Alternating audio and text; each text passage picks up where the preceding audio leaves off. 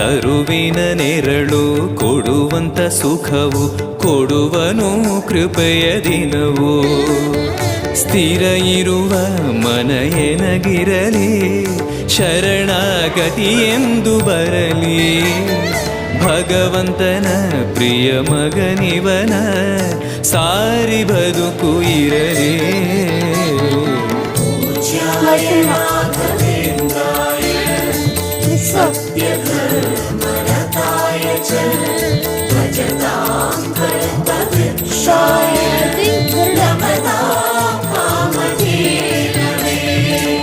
ಆಲಯವೆಂದರೆ ಮಂತ್ರಾಲಯವೇ ಬೇರೆ ನಾ ಅರಿಯಲಾರೆ.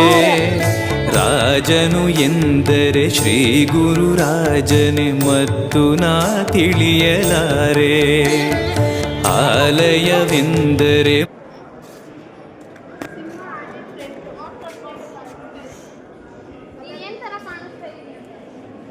ಆನೆ ಏನಿಟ್ಕೊಡುತ್ತಾರೆ ಅದನ್ನು?